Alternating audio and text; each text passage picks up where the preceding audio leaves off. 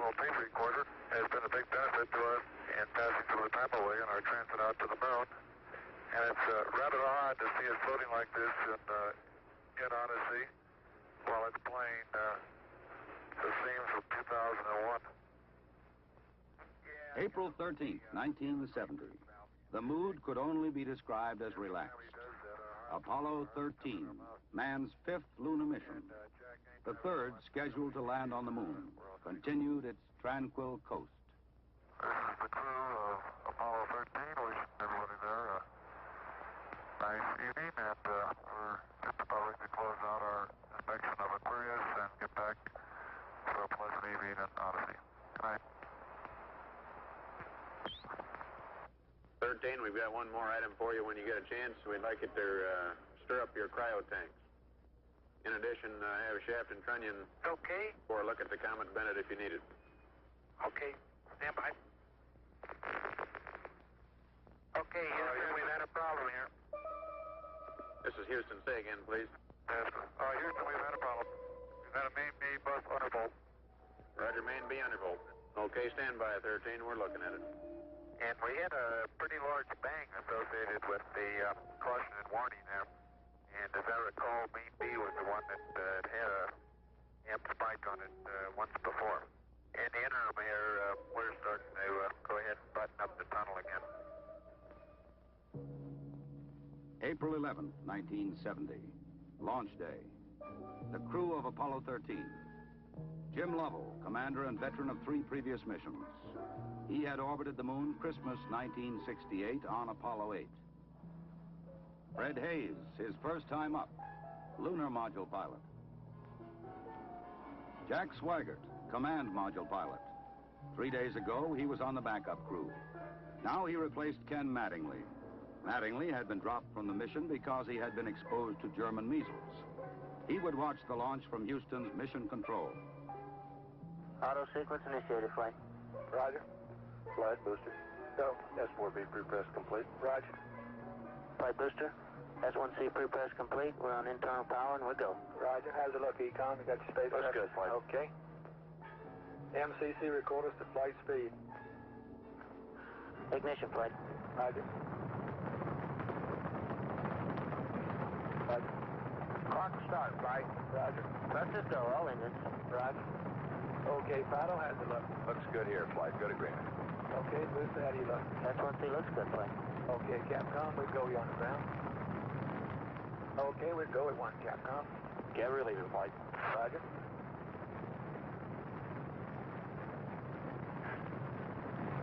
Booster, how do you look?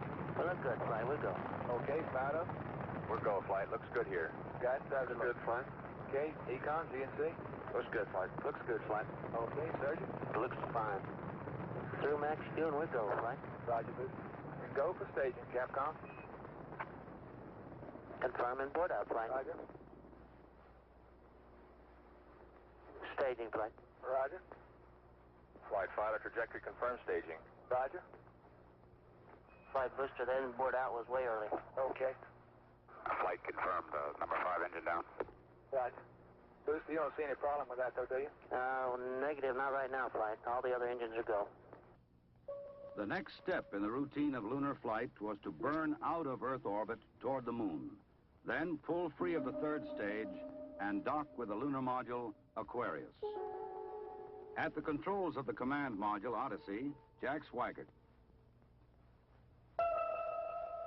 We're hard docked, Houston. Roger, understand hard dock. Good deal. They pulled Aquarius away from the Saturn third stage, the S4B. Okay, I can see the S4B now at the hatch window. Odyssey and Aquarius moved away from Earth toward the moon.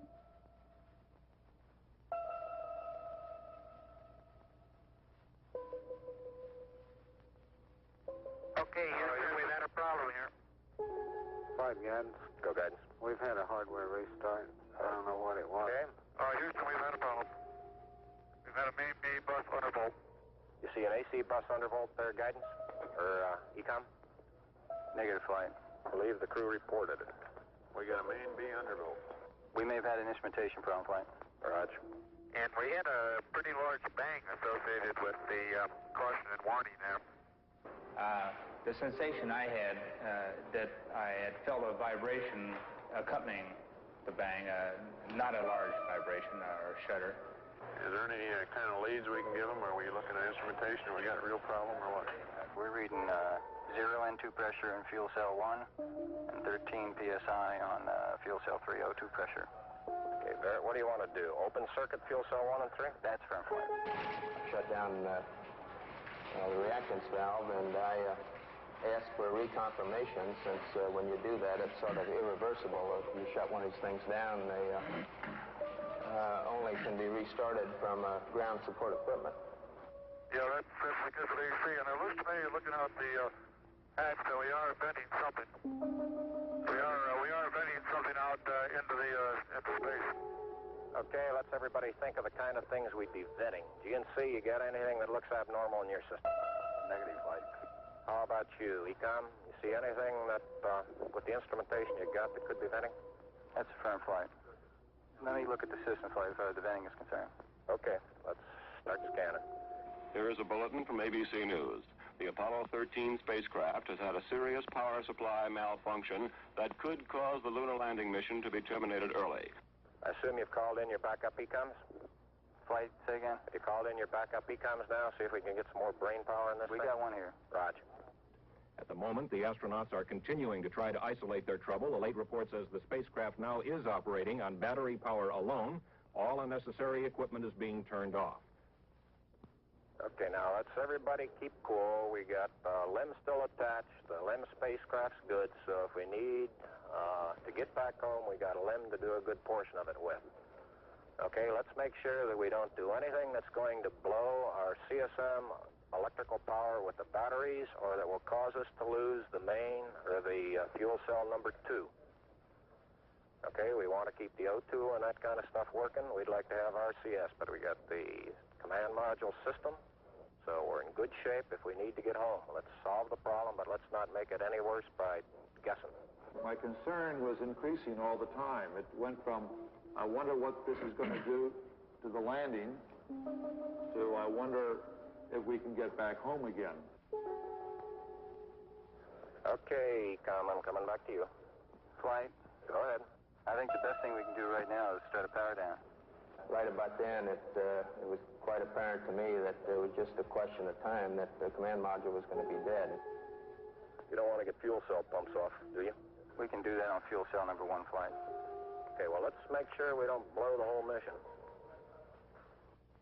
The thing that concerns me is throwing equipment. We had a problem. We don't know the cause of the problem. Flight, I've got a feeling we've lost 2 fuel cells. I hate to put it that way, but I don't know why we've lost them. It doesn't all tag up. Network from Flight. Flight network. Bring me up another computer in the RTCC, will you? We got one machine on the RTCC, and we got dual CPs downstairs. Okay, I want another machine up in the RTCC, and I want a bunch of guys capable of running D-logs down there. Roger that. What all this means is only speculation at this point. First, though there has been some tumbling or rotation of the spacecraft, the astronauts do not appear to be in any immediate danger. I'll tell you what, GNC, can you get somebody in the back room to try to figure out what the equivalent delta V is we're getting, so that we can see if we can backtrack to see if we can figure out what's venting. Roger, we'll give it a try, Flight. Okay? When I looked up and saw both oxygen pressures, one absolutely 0 and the other one going down, it dawned on me, and I'm sure Jack and Fred about the same time, that we were indeed in serious trouble. The only way to survive the situation was to transfer to the LEM. Flight Econ. Go ahead, Econ. The pressure in O2 tank 1 is all the way down to 297. We better think about getting in the LEM or using the LEM systems. I'd say this is as serious a situation as we have ever had in manned spaceflight. We've always called the LEM a good lifeboat under those circumstances. If at any time in the mission, however, the LEM had separated and we had gotten ourselves into a rendezvous situation, or the command module being around the moon, then what you state is absolutely true. It would be a fatal situation. Tell me you're from Flight. Go ahead, Flight. I want you to get some guys figuring out minimum power in the LEM to sustain life. The accident had occurred 200,000 miles from Earth. Lovell, Swigert, and Hayes rode in the lunar module attached to a lifeless command module. Apollo 13 had started as a mission of scientific exploration. It was now a matter of survival. Since the command module was dead, except for the oxygen and power hoarded for re-entry, the guidance platform of Aquarius, designed to land on and take off from the moon, would have to be used. The first milestone, and I consider this after the accident, I guess, more or less the survival now. The first milestone was to get alignment on the LEM platform. Alignments are important, you know, because without knowing exactly which way the attitude of the spacecraft is in space, there's no way to tell how to burn or how to use the engines of that spacecraft to get the proper trajectory to come home. The position we are now in the Earth-Moon plane, we have to go around the moon to get back if we're going to use the DIPS engine. You would have had enough capability with the STS engine, but of course we don't dare use that now. So we have to go to the back side of the moon and come back. To get into the correct orbit around the moon, the crew had burned out of a trajectory that would automatically bring them back to Earth. They would have to get back onto a safe course toward Earth. He needs to put his throttle to min also, Flight. Throttle to min? Yes, he's at 29% now, roughly. This maneuver, again, was completed on time, and because it was a manual burn, we had a three-man operation. Jack would take care of the time. He'd tell us when to light off the engine, when to stop it. Fred handled the pitch maneuver, I handled the roll maneuver, and I pushed the buttons to start and stop the engines. Aquarius, and you go for the burn.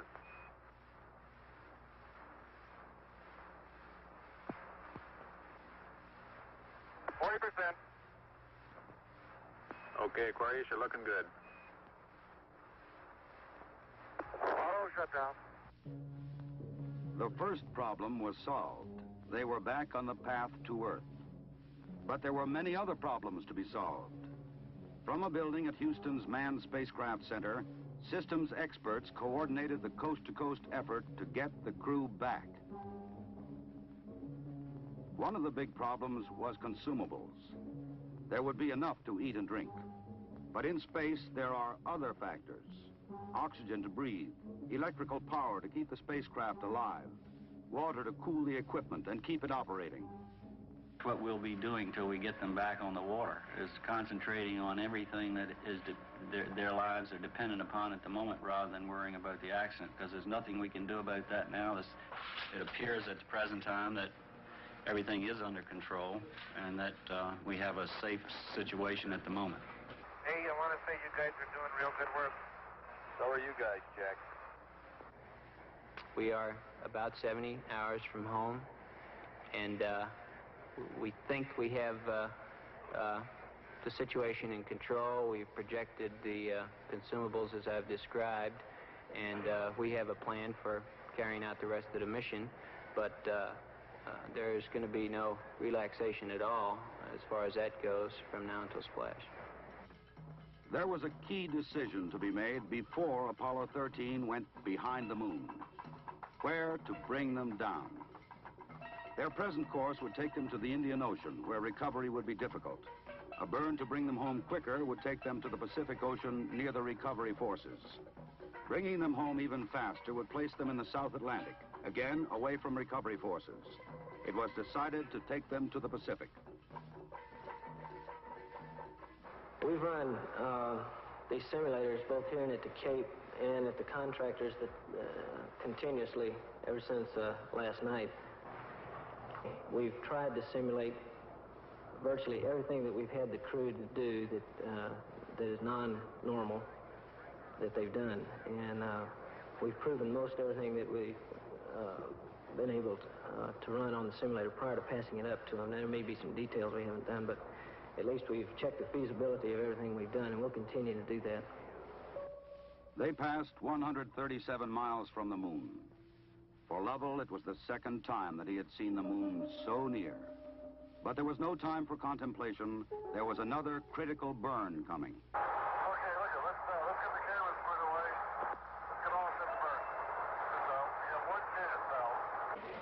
And in Houston, the newsmen poured in to tell an anxious world the story. Well, that was going along with the ignition,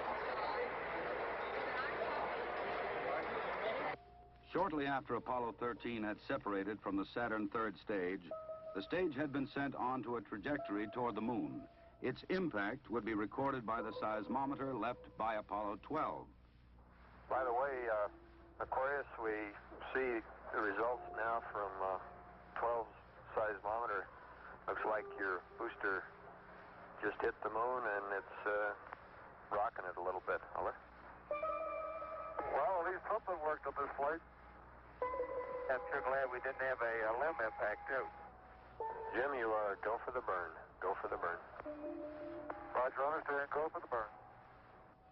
Guidance okay? We're good, flight. Control okay? We're okay, flight. Tell me we're go, flight. Inco okay? We're good, flight. Ground confirms ignition.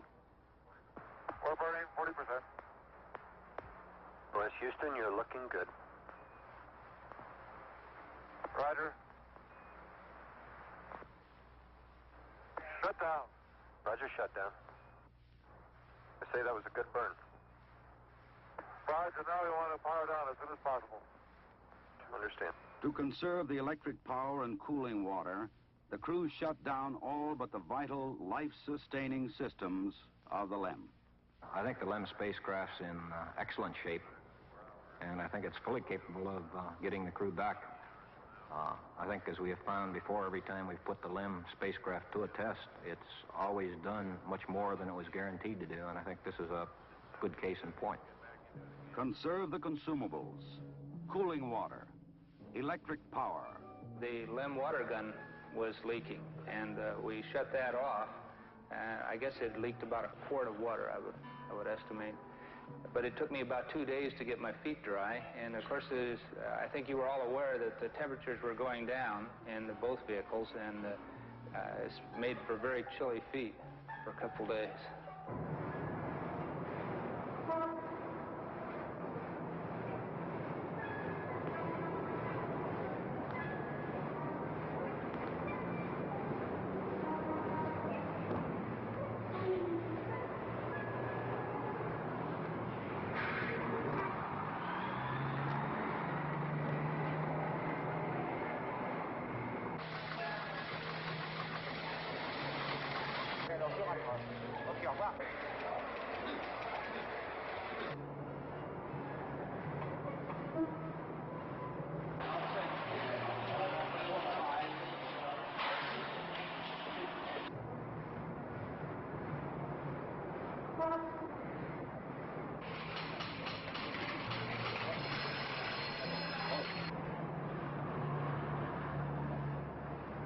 Lord, your astronauts will come back safe.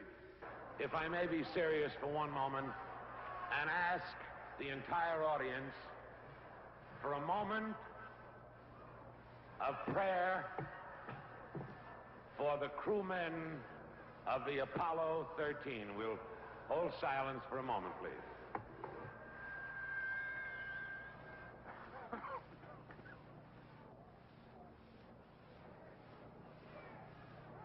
RCS-A stands at 62% and B at 62%.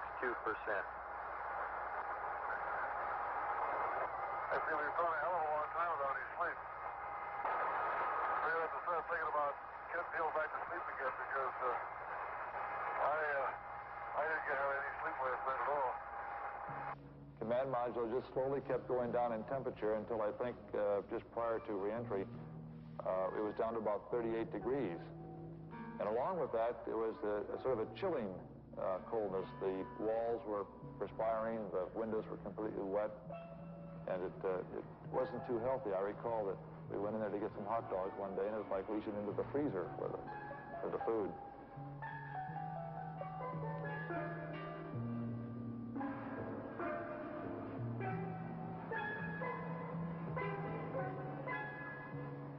If you want my opinion on how they handled the situation when it happened, they handled it exactly like we'd expect them to. They were about as well on top of it as anybody could be, knowing what we knew, which isn't very much, I'll have to admit. but I think they did everything right within the knowledge that was available to us in a timely fashion, which is what all we expect of them. I think they did a beautiful job of it.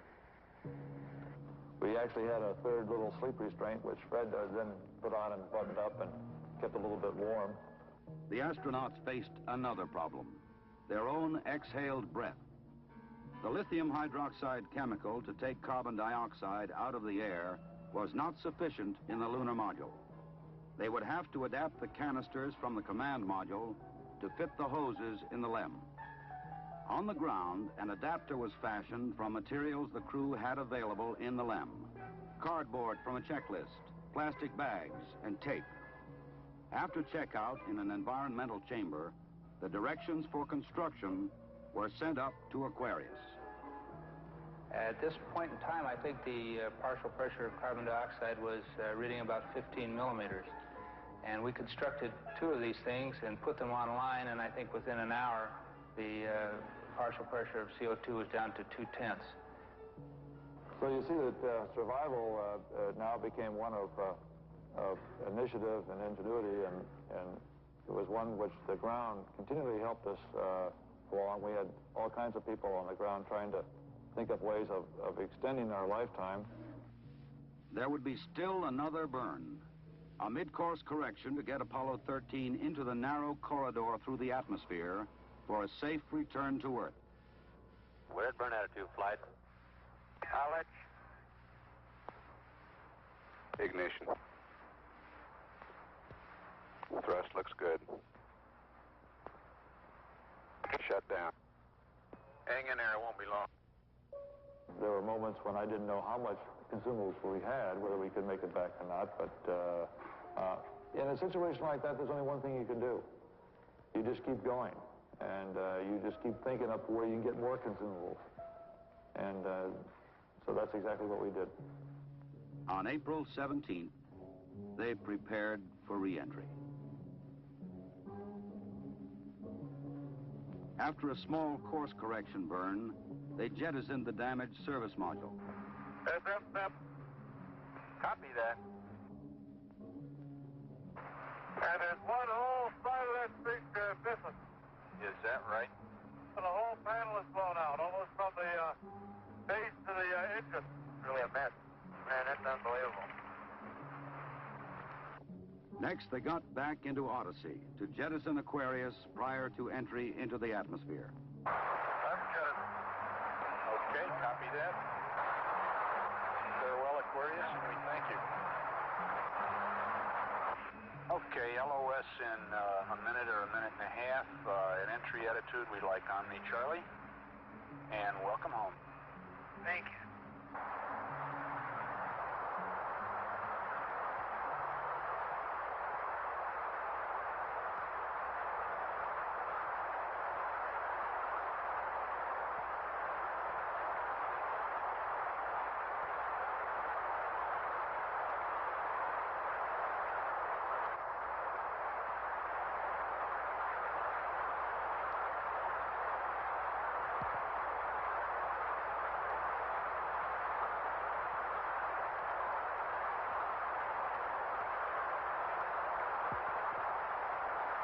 Odyssey Houston standing by, over. Okay, go over.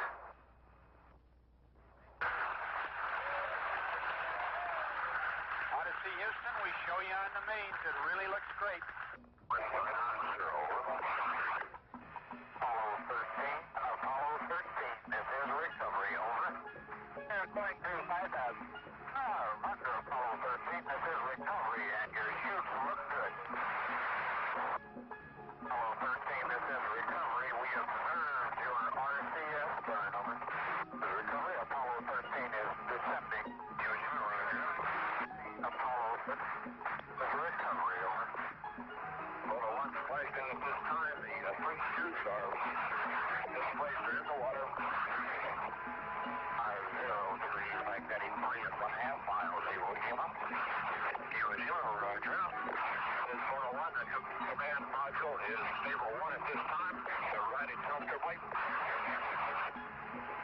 The vertical axis are approximately 15 degrees. Swim 1, you're clear to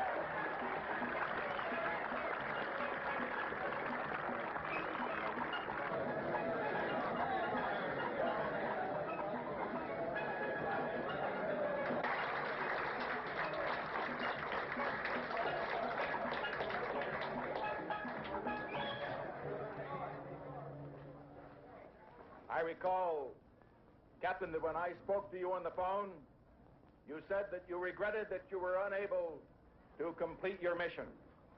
I hereby declare that this was a successful mission. From the start, the exploration of space has been hazardous adventure. The voyage of Apollo 13 dramatized its risks. The men of Apollo 13, by their poise and skill under the most intense kind of pressure, epitomized the character that accepts danger and surmounts it. Theirs is the spirit that built America. Your mission served your country.